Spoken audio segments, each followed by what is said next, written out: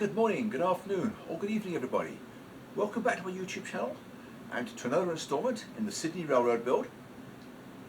With the lower level backdrops having been finished in the previous installment, I guess that means that the lower deck is pretty much done, and now it's time to go back to the upper deck again, although of course certain areas of that have already been built as part of the mezzanine staging.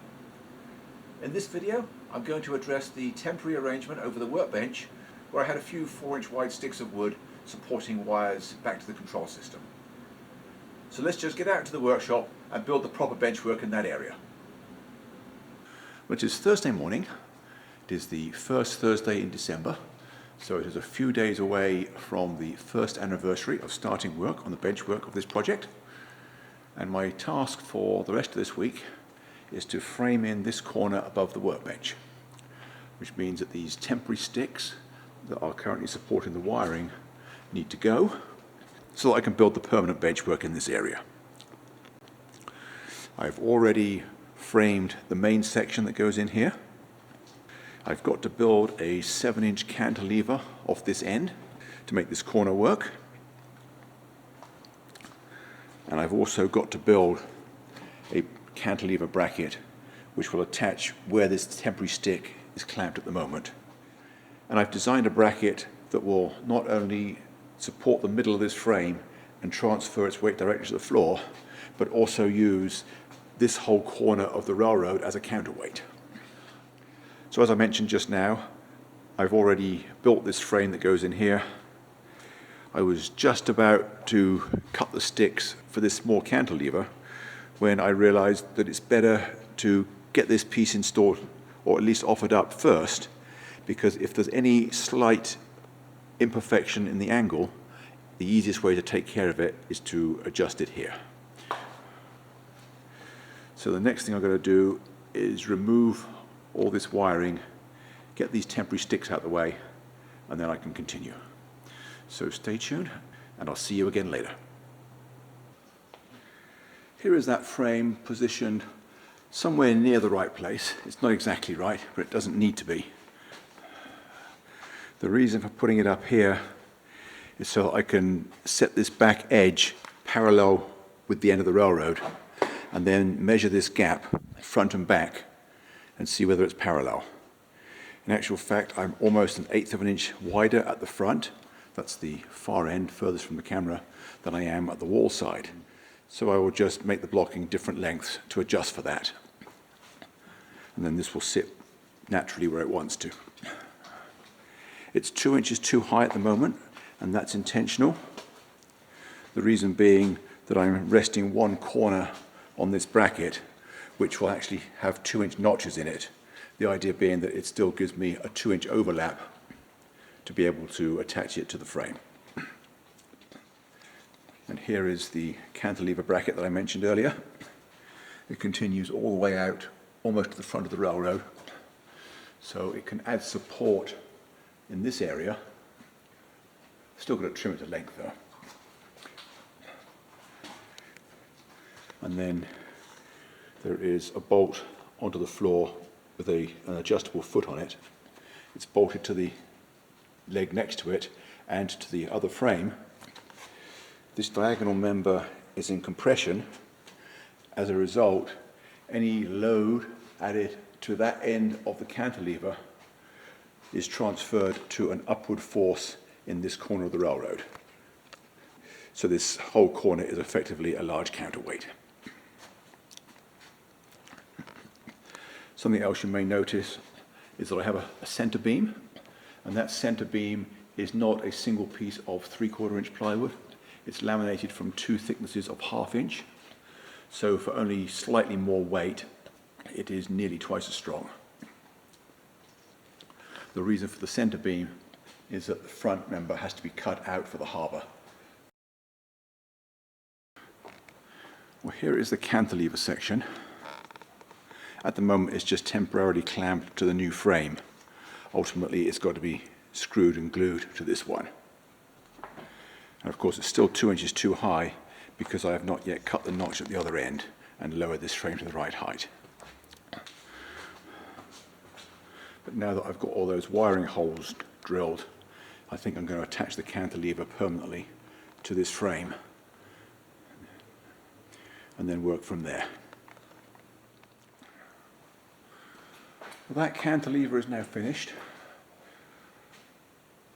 These extra stiffeners are necessary because the struts, that one there near the clamp and the other one like it, don't line up with these joists.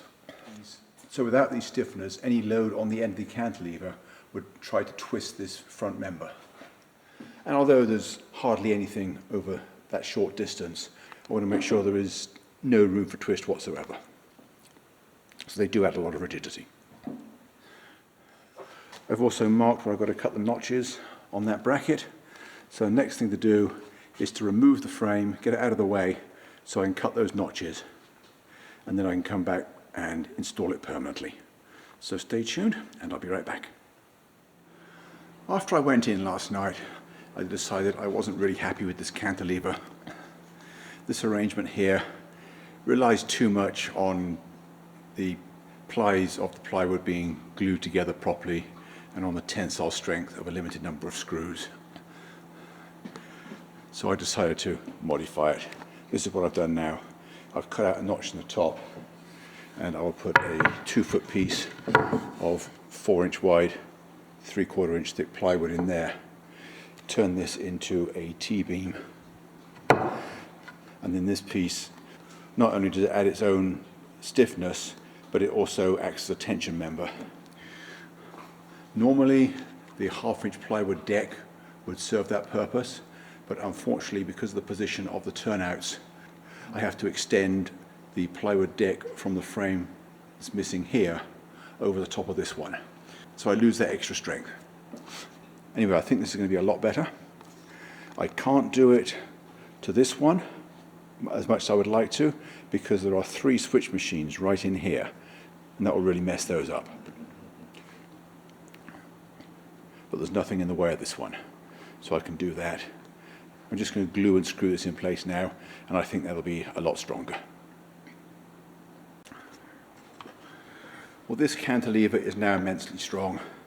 I can't even pull it down by hanging my weight on it. If you notice here, I installed that end about a 1/16 of an inch low so that it's already pre-stressed. I attach this end and then push that end down a little bit. Also at the other end, I have doubled up this bracket, so I now have 2 pieces of plywood there. And once again, I find it difficult to deflect the end at all. Anyway, I am now ready to install that next frame. So let me go get it, and I'll be right back. Well, it seems to have taken forever, but that benchwork section is now positioned exactly right. I've still got this temporary leg at the back. That will stay there until I have permanent support for that corner.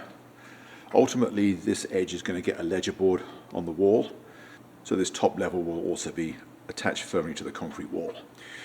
But obviously I don't have that luxury available in my workshop, so I'm going to put legs in where that drill is. I put this 1/8 of an inch step here because that makes it exactly plumb over the extremities of the level below it, and also means that the front edge is exactly above the front of the workbench.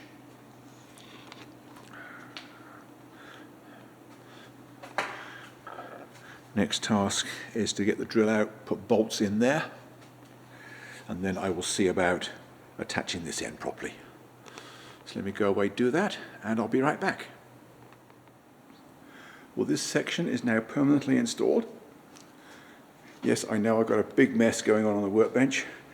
This afternoon's task will be to re-thread these wires through this new frame and get all this mess cleaned up. I'm not sure if that will take all afternoon, probably not, but there's plenty more things I can do afterwards.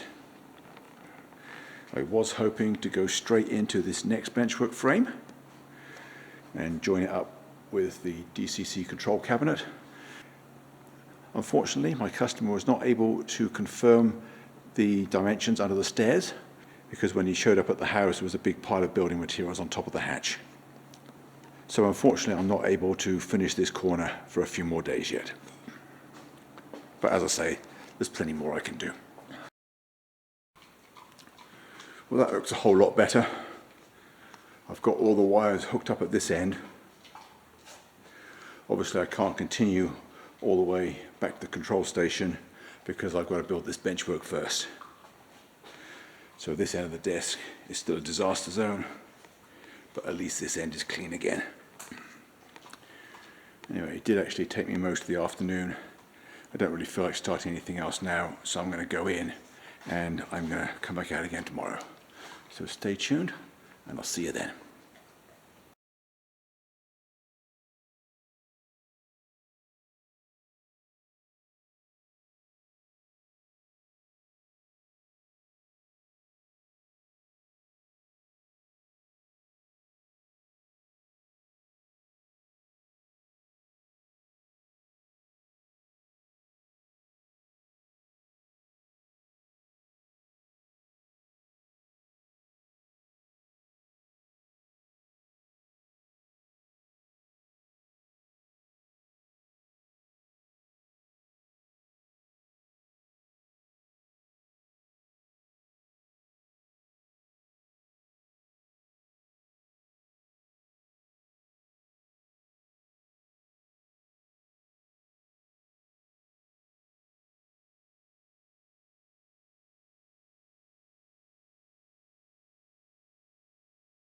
Well, that's all for this week.